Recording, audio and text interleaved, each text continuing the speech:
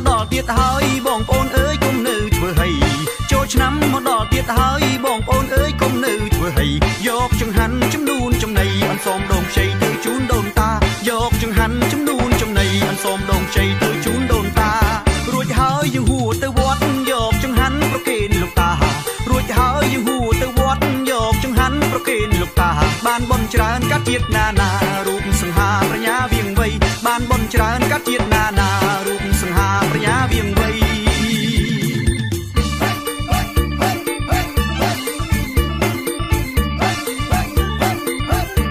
ចូលឆ្នាំមកដល់ទៀតហើយបងប្អូនអើយសែនសប្បាយខ្លាំងណាស់ជួបជុំញាតិមិត្តក្មេងចាស់ខ្លះរំធំបាក់ខ្លះក៏រំស្គរដីរឿងផឹករឿងស៊ីកុំព្រួយទៅវត្តរួយហើយសុំយើងលោកលី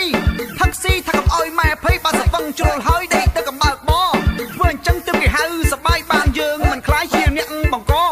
ញាតិមិត្តបងប្អូនត្រេកអរសប្បាយដល់កសុខសាន្តទាំងអស់គ្នាម្យ៉ាងទៀតបើយើងសវឹងកុំរឹងទៅតឹងកុំរោគរឿងគ្នាបើមានខុសត្រូវយ៉ាងណាត្រូវនឹកឃើញថាយើងសិតតែកូនខ្មែរ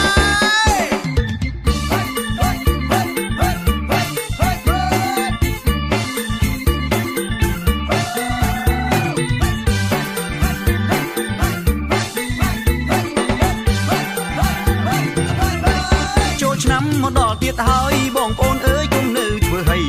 ចូលឆ្នាំមកដល់ទៀតហើយបងប្អូនអើយកុំនៅធ្វើហីយកចង្ហាន់ចំនួនចំណីអន្សមដងខ្ចីទៅជូនដូនតាយកចង្ហាន់ចំនួនចំណីអន្សមដងខ្ចីទៅជូនដូនតារួចហើយយើងហួរទៅវត្តយកចង្ហាន់ប្រគេនលោកតា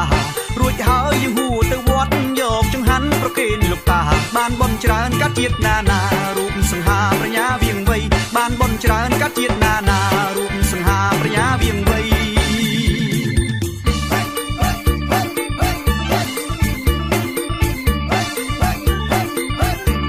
ចូលឆ្នាំមកដល់ទៀតហើយបងប្អូនអើយសែនសប្បាយខ្លាំងណាស់ជួបជុំញាតិមិត្តក្មេងចាស់ខ្លះរំធំបាក់ខ្លះក៏រំស្គរដីរឿងផឹករឿងស៊ីកុំព្រួយទៅវត្តរួយហើយសុំយើងលោកលីផឹកស៊ីថាកុំអោយម៉ែភ័យបើសវឹងជ្រុលហើយដេកទៅកំបើកបធ្វើអញ្ចឹងទើបគេហៅសប្បាយបានយើងមិនខ្លាយជាអ្នកបង្ក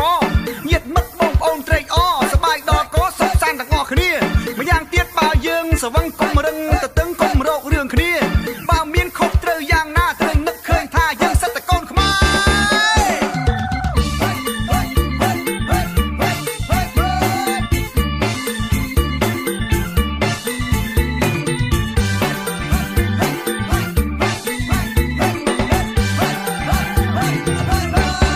ឆ្នាំមកដល់ទៀតហើយបងប្អូនអើយកុំនៅធ្វើហី